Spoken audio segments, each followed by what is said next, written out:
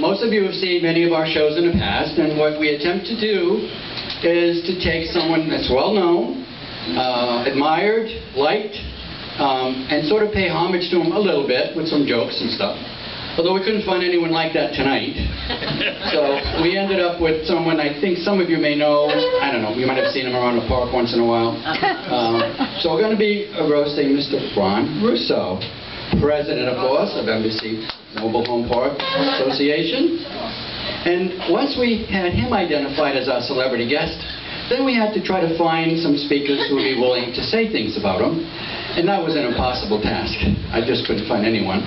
But we did manage to at least have some family, as you will see tonight, that did volunteer to participate in the roast. And so let me take a minute and introduce a few of the folks who will be speaking and admiring whatever you might have done, Ron. The first person we're going to ask to speak tonight is Ron's big brother, I call him, Walter Russell. And from what everyone tells me, he truly is the big brother in many ways. Poor Walter has had to endure being known as Ron's brother all his life. So that's a pretty good heavy cross to bear, if you know what I'm saying.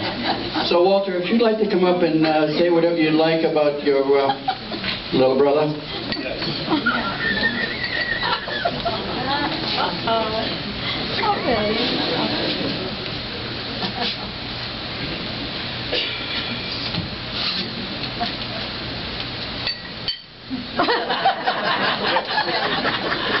Good evening. Welcome to Embassy Park Fun Night. My name is Walter Russell, also known in the park as Ronnie's younger, better-looking brother. Ronnie and I grew up as two only brothers. I've been cursed to have the better looks in the family. Ronnie was so ugly when he was born, the doctor slapped Mom instead of Ronnie. Ronnie was so ugly when we played with our yo-yos, his yo-yo wouldn't come back to him. Ronnie also had bad vision. When we were kids, his vision was so bad that in biology class, Ronnie had to learn the female anatomy by Braille. Ronnie and I go to the same doctor. Ronnie called up the doctor and said, "Dr. Buzzi, every time I wake up and look in the mirror, I want to throw up. What is wrong with me?" Dr. Buzzi said, "Nothing, but your eyesight is good." Ronnie and I went down to Fat Cat's the other night. He asked the bartender to make him a zombie. The bartender said, "It's too late. God already beat me to it."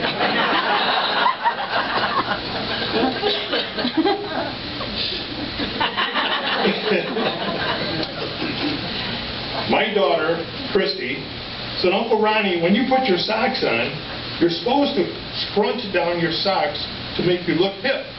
Ronnie said, "I don't want to scrunch down my socks. They make me feel like I'm walking low to the ground." Ronnie was so ugly when he asked Dad if we could go to the zoo. Dad said, "If they want you, they'll come and get you." When we were down in the Dominican Republic, we were swimming in the pool. Ronnie was drowning. He was yelling, "Help, help," and the lifeguard came over running and said, "Keep it down." When we were kids, we were so poor was Ronnie, my mother showed Ronnie a picture of a birthday cake. We were so poor, for Christmas, they told Ronnie and I that we could have an article of clothing or one toy. Ronnie asked for a pair of pants with the pockets cut out.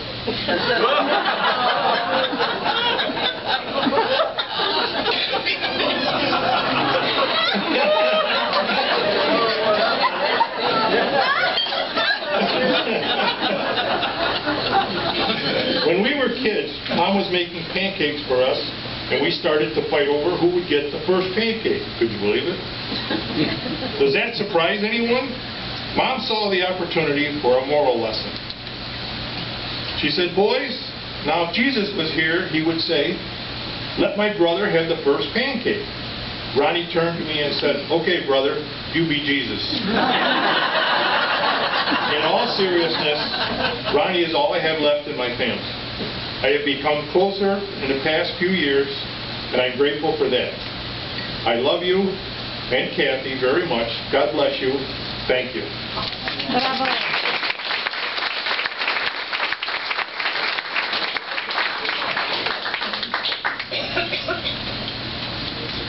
Isn't it nice to have family? Okay. Let's see. Our second speaker tonight, you may not be overly familiar with, but you certainly would know her husband. Penny Brooks, wife of the infamous Mr. Brooks that used to be on our show almost every single time. And when I called him to see if he would participate tonight, he said, well, now who's the guest? And I indicated who the guest was, Ron Russell. And he said, not enough booze in all of the state.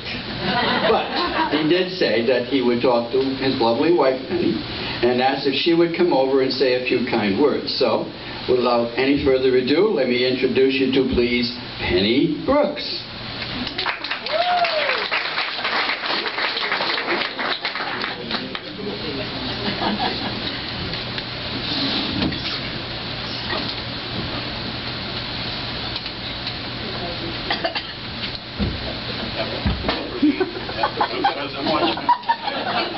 Thank you, Dean. You're welcome. As you know, my husband Foster couldn't be here this evening. He had to attend an AA meeting.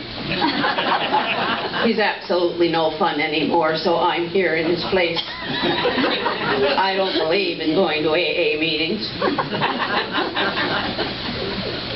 Anyway, we're here tonight to pay tribute to an upstanding individual, Mr. Jack Daniels.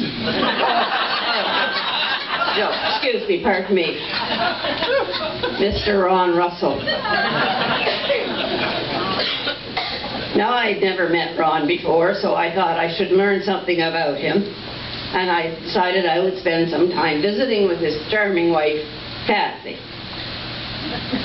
to see if she would be able to list any of his accomplishments or achievements.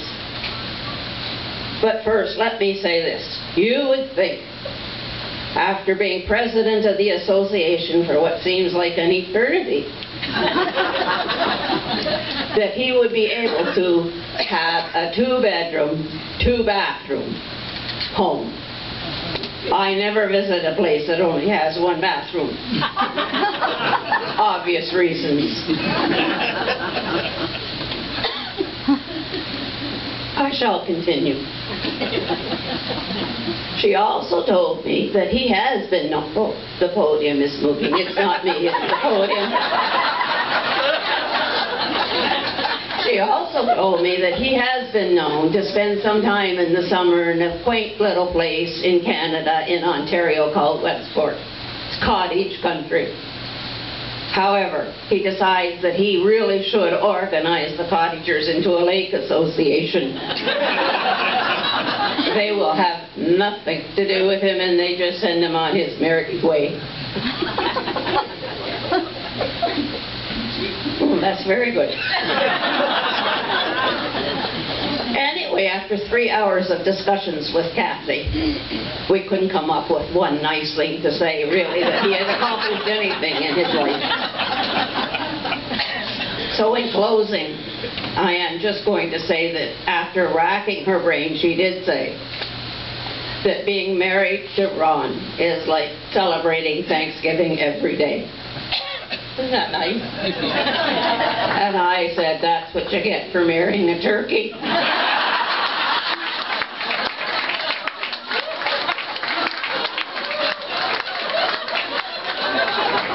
You're out of scotch.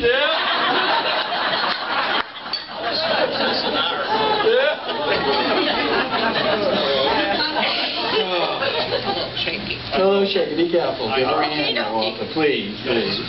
No, spill. That's the last of it, please. We're going to share that later. Okay. Our next speaker is someone that, again, I'm sure you're all familiar with. She's been on many, many different television shows. She is pretty much known for laughing. There are many skits on that show. Her name is Ruth Buzzi. Oh. Yes. Ruth, this woman, let me tell you, she was offered $1 million to pose for Playboy magazine in the March issue, but she quickly received a change of heart from Playboy after they received some nude pictures of her taken by Mr. Ron Russell on one of his evening walks around the park.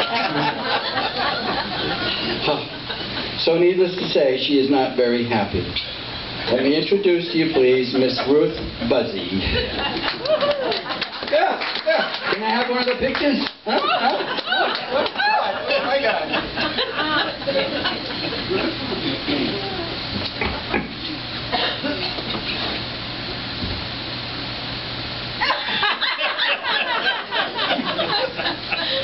President of the Homeowners Association, you don't know diddly squat. I called you the other day and asked you a couple of simple questions. Like, how come when there's 2 bathrooms in the house, the only one that stinks is the husband? And I asked you, when there's only 1 sheet of toilet paper on the roll, why is the other one always out of reach?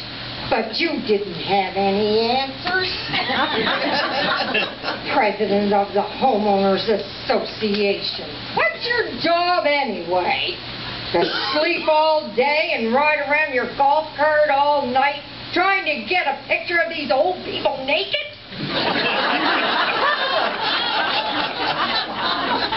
Just because we take our glasses off and take out her hearing aids and put her teeth in a cup doesn't mean we don't know what's going on around here.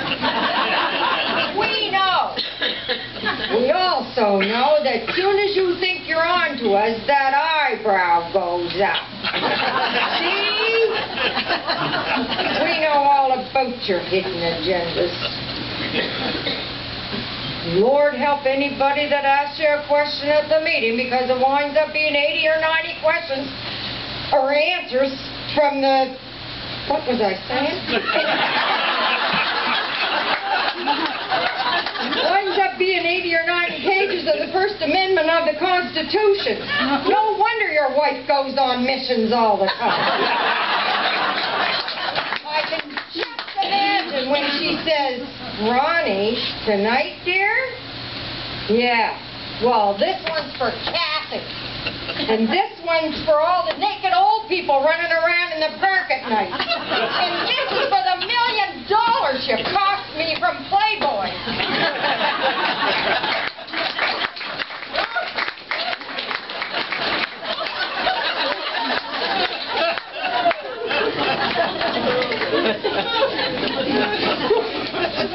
Now we know why she's so popular.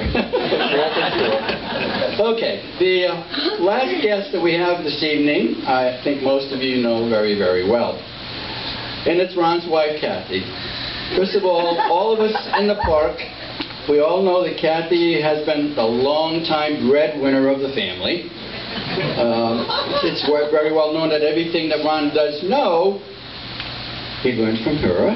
And that his primary capability, if there is one to talk about, his ability to do power washing of a mobile home. So with that kind of qualification, that's why Cathy's the breadwinner. Anyway, let me introduce to you Ron's wife, Cathy Russell. Cathy, please.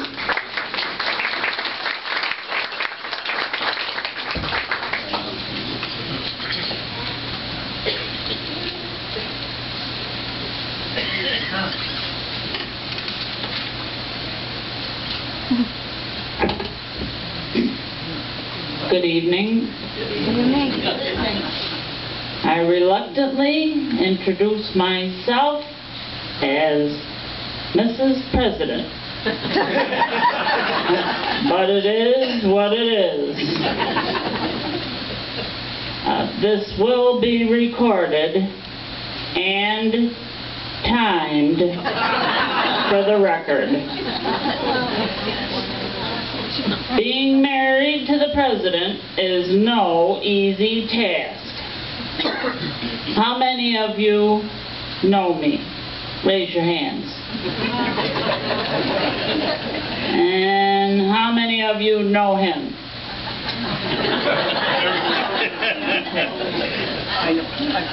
So you know we're opposites.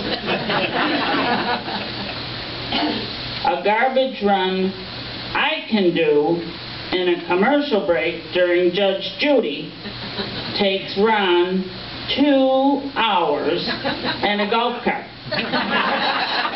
And that's with the garbage still back at home.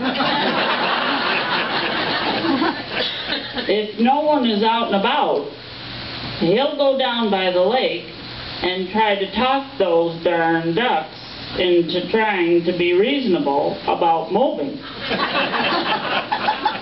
If the History Channel is a rerun, he'll come down here to the clubhouse and replace all the missing rubber feet on the chairs. Or make sure the blinds in the back are all turned just so.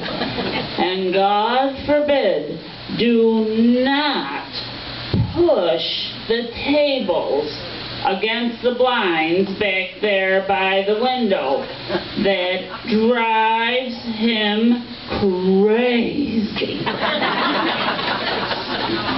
And if you... I'm with you, sister. I heard that back there.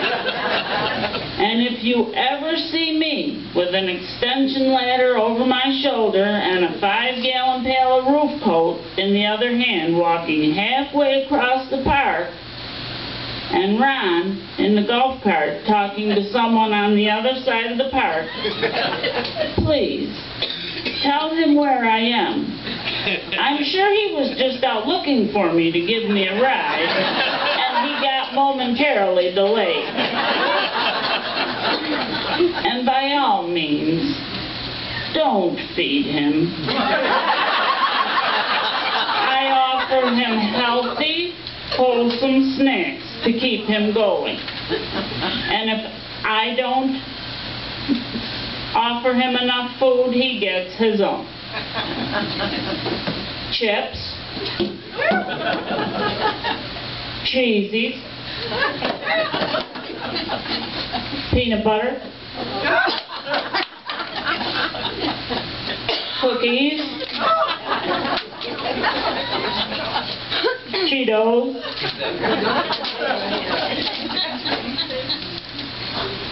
all a growing boy would need for his busy, busy lifestyle. Now, on the serious side, my husband has not been able to get out of this office because of all of the good he's done and his ability to encourage others to play well together. He certainly has more patience and tolerance than I would. I guess that's what makes him who he is, the man I love.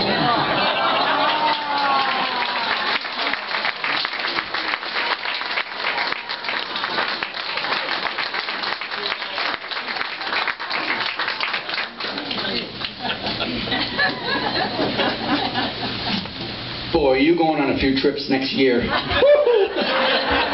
better bring a lot of postcards. Let us know where you are. Anyway, thank you, Cathy. Very well done. Well, I suppose the time has come when we have to do this. It's fun time to turn the mic over to the guest, but, well, I guess we have to. What are we going to do? So, without further ado, let me present to you President of our Homeowners Association, Mr. Ron Russell.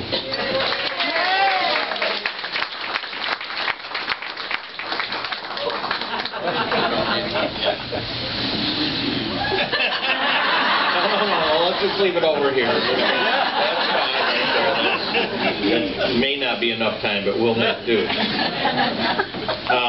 Thank you. This was a memorable occasion, I guess. I know last night they didn't have flowers in front. I looked and I said, see, you're putting flowers out. What a nice touch. And they said, we always do that for funerals.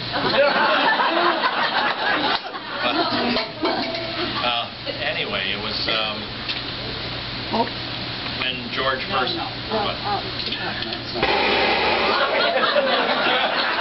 Call Ron.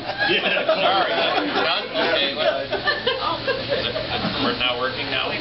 No. I think the battery died in that. Battery died. Yeah. You did it. Oh, you're not getting off that. Well, when George asked me about this and asked if it would be all right if they roasted me, and I said, sure. And Cathy said, now there's 3 things, she said, you cannot talk about. I can't talk about the social club and how important it is to belong to the social club, to come to the social club meetings every month so you know what's going on in the park.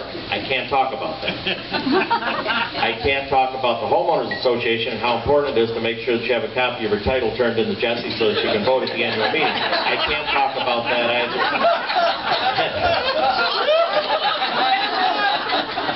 And I can't talk about the FMO and how important it is to belong to the FMO and make sure your membership is up so that we can have a strong association. I can't talk about that either.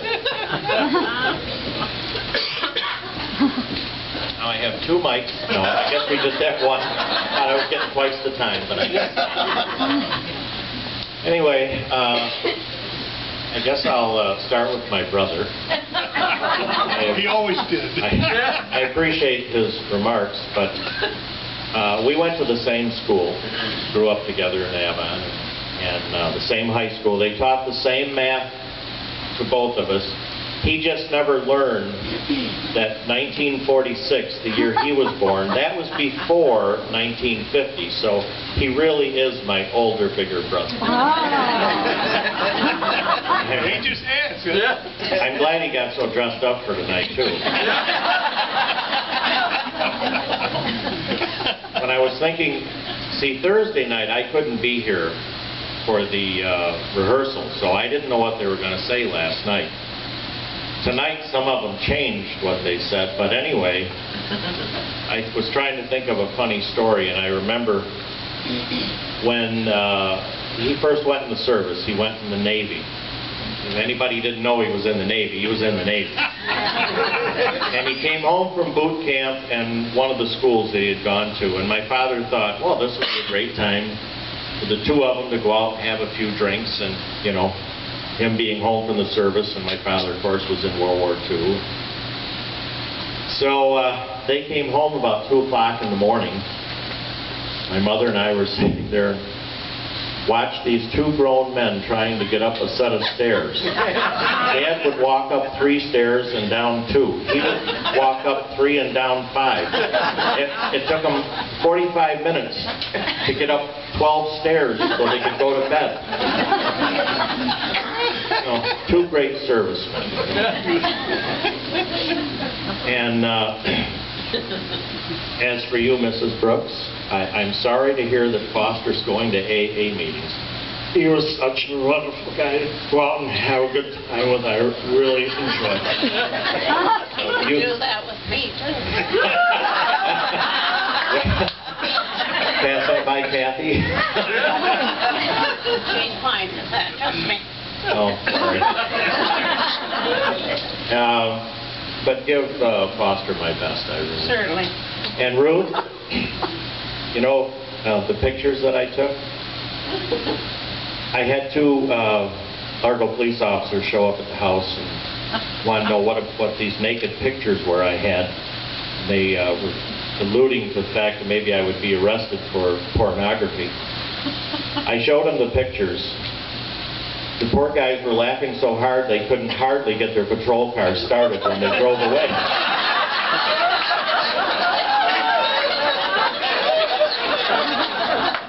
So nothing ever became of it. As a matter of fact, I threw them in the garbage and Waste Management sent them back.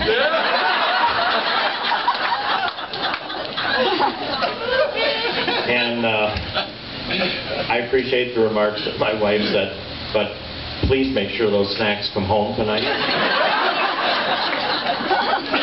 And I guess that's it. This has been a real fun time for me.